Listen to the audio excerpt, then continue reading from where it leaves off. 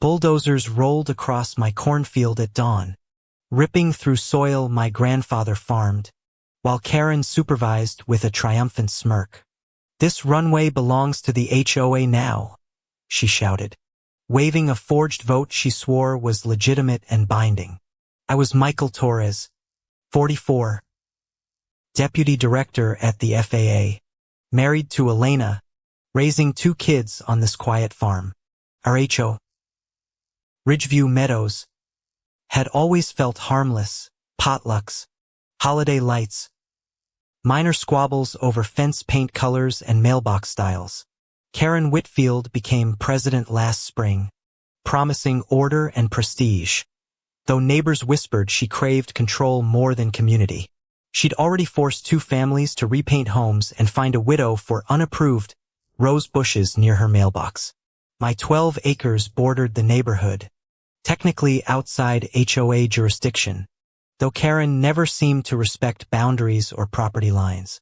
Karen showed up uninvited, clipboard in hand, insisting my barn violated aesthetic guidelines, despite sitting entirely off HOA land. I politely explained the property wasn't hers to regulate, but she smiled coldly and said, "Everything changes eventually, Michael." Weeks later, surveyors appeared on my land, claiming the HOA held an emergency easement for community infrastructure improvements. I demanded documentation. Karen produced a suspiciously fresh-looking vote sheet dated the same week surveyors arrived, and signed by most residents. Her son Brandon, an amateur pilot, mentioned casually he'd finally get a real runway to practice takeoffs and landings. I contacted the county clerk, who confirmed no such HOA vote had been filed or legally recorded anywhere. Karen brushed off the discrepancy, insisting paperwork gets lost, while construction stakes multiplied across my cornfield overnight. Neighbors began avoiding eye contact, afraid of becoming Karen's next target if they dared question her authority. My wife Elena filmed the surveyors, capturing Karen bragging that federal rules don't apply to private community decisions. I filed a formal complaint with the county, but Karen's cousin, conveniently, worked in the permits office downtown. Permits materialized within days, backdated to appear legitimate, greenlighting grading work directly through my working farmland. I confronted Karen at an HOA meeting. She accused me of obstructing progress and rallied residents against me publicly. Some neighbors, intimidated by her fines and threats, sided with Karen rather than risk becoming her next victim. Bulldozers arrived while I was traveling for work, tearing a gash through soil that fed 3 generations of my family. Elena called me in tears, describing trucks dumping gravel over our irrigation lines and fencing without any warning. I flew home immediately, standing in the ruined field, staring at a half-finished gravel strip carving through my crops. Karen arrived smiling, telling reporters this was a community aviation project benefiting everyone, conveniently omitting whose land it destroyed. I asked what this runway was actually for. Karen admitted, almost proudly, it would service private recreational flights. That's when I realized this wasn't community infrastructure. It was an illegal airstrip built for Brandon's flying hobby. I demanded she halt construction immediately, warning her this violated federal aviation regulations regarding unauthorized runway construction near restricted airspace. Karen laughed, dismissing me as just some government paper pusher, unaware exactly which government agency employed me. "I don't work at just any agency," I said calmly. "I'm the Deputy Director of the Federal Aviation Administration." Karen's smile faltered slightly, though she recovered fast, insisting my title meant nothing regarding local HOA matters. For a few days, construction paused, giving me hope Karen finally understood the seriousness of what she triggered. Elena and I began documenting everything. Photos, videos, timestamps, preparing evidence in case Karen resumed her illegal project. Neighbors quietly approached us, admitting Karen had pressured them into silence, fearing retaliation through fines or lawsuits. The pause was strategic, not surrender. Karen filed a restraining order claiming I'd harassed her during our confrontation. She hired a lawyer, spinning a narrative that painted me as an aggressive outsider threatening peaceful community development. Local news picked up her story first, framing me as the villain blocking innovative neighborhood aviation access. My inbox filled with hate messages from residents who'd never met me, echoing Karen's carefully crafted, misleading talking points. Karen resumed construction at night, using rented equipment to avoid detection by county inspectors during daylight hours. I discovered survey markers extending further than before, now cutting through my well and septic system entirely. Furious, I called the FAA's regional office, reporting unauthorized construction dangerously close to controlled airspace near our county airport. An investigator confirmed my farm sat directly within critical approach paths, making any runway there a serious safety hazard. Karen's forged easement papers surfaced online, posted by an anonymous account claiming to be a disgruntled former HOA treasurer. That treasurer turned out quit after discovering Karen had embezzled HOA funds to finance Brandon's private runway project. Suddenly, residents who'd defended Karen began distancing themselves, worried their own dues had funded her son's illegal hobby. Karen doubled down, accusing me of orchestrating a smear campaign to protect federal overreach into local community decisions.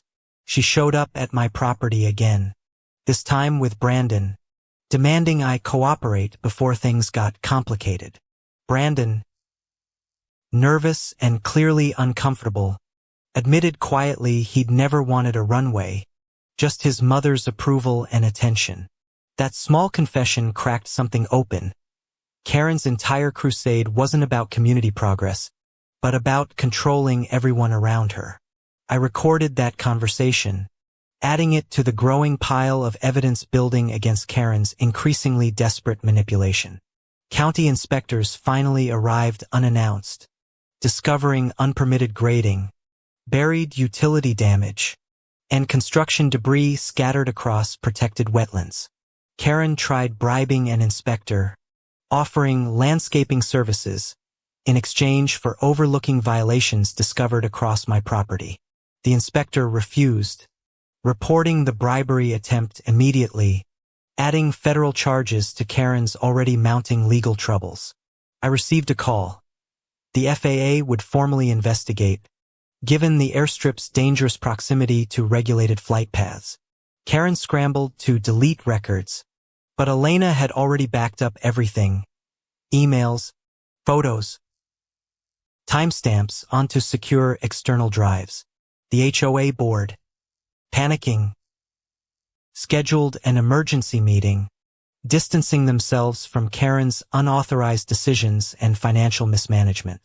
Neighbors who'd stayed silent finally spoke up, sharing their own stories of Karen's intimidation, finesse, and manipulative tactics.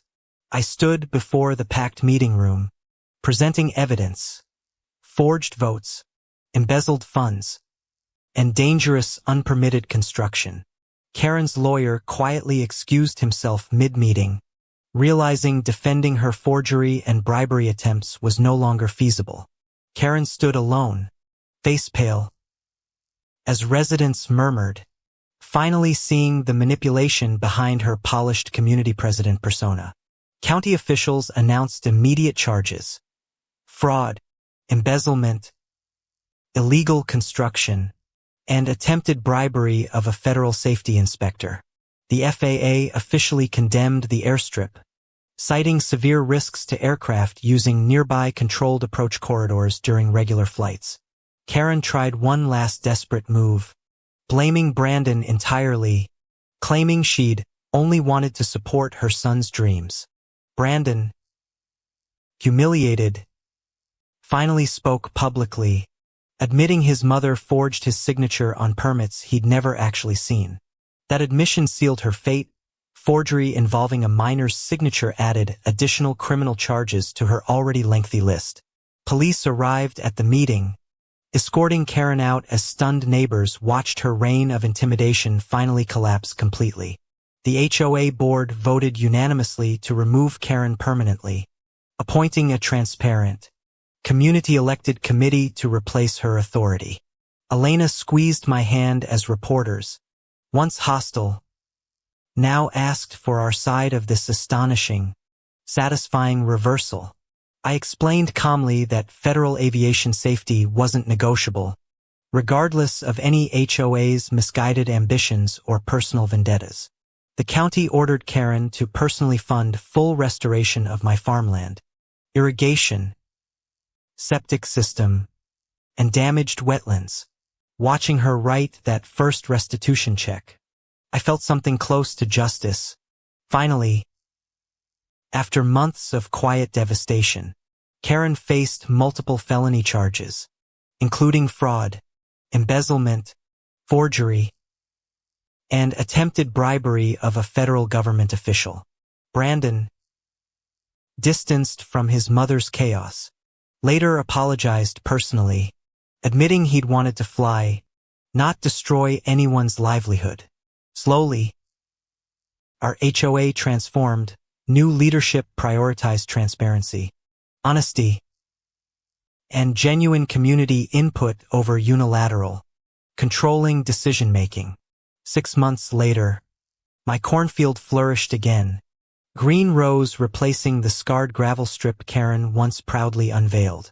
Neighbors who'd once avoided us now stopped by, thanking Elena and me for exposing corruption they'd feared confronting alone. Standing in restored fields at sunset, I realized justice wasn't about power, just truth, and truth, eventually, always lands.